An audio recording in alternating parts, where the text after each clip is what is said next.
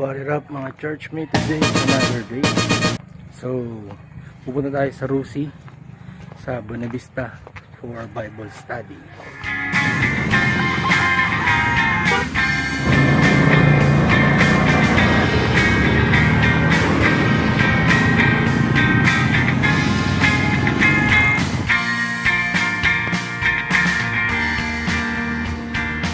Maya mag-start po kami na devotion or Bible study para po sa araw na ito.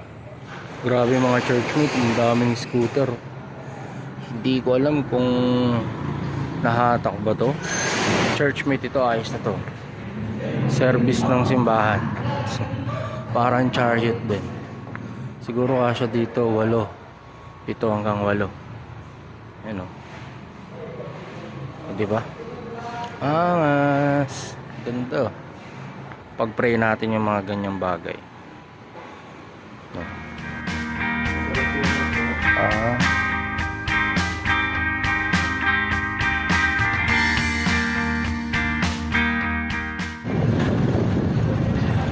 Yeah, mga churchmate, pauwi na. Ay, papunta pala muna ng palengke.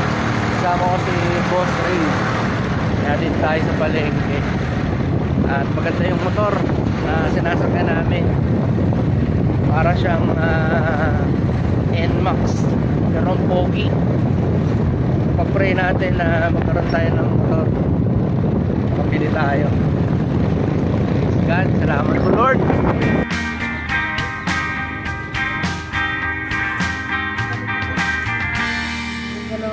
Namalengke tayo mga churchmate. Pupunta tayo dun sa wet market. 1 kilo nga. Marami na ba yan?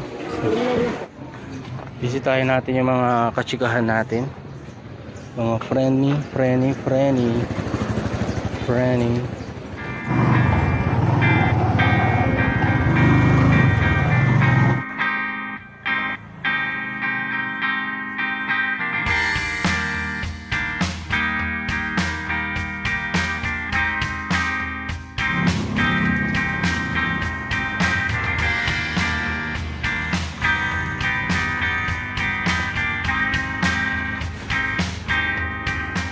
Pag-usapan natin yung nangyari kanina dun sa Bible study. Nakaka-bless lang dahil talagang nagbibigay sila ng oras dun sa Bible study na yun.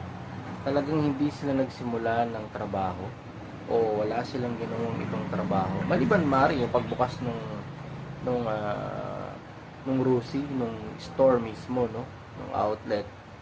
And then konting punas-punas, sinis-linis dun sa office tsaka sa CR.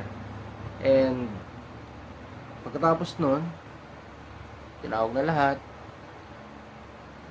Nagsimula muna tayo sa kaunting kamustahan, and then nagsimula tayo sa panalangin, and then nag-share tayo ng verse at ng reflection dun sa verse at yung pinaka-message at mga paalala and reminders.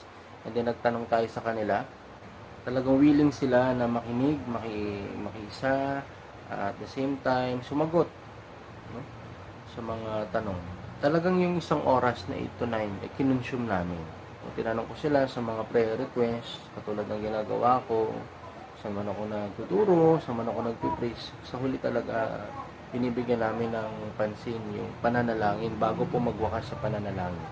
Dumaan din ako doon kana Christine, kana Grace, kana Ate Marivic, no, sa kanilang tindahan, sa pwesto nila.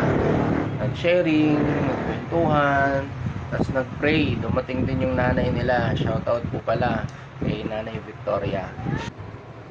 So mga churchmate, tingin ko hanggang dito na lang muna tayo. Ingat palagi. See you on the next video. And God bless you. Sa isang pagsamba nararapat sa Diyos, tanggapin aking hain na magpupuri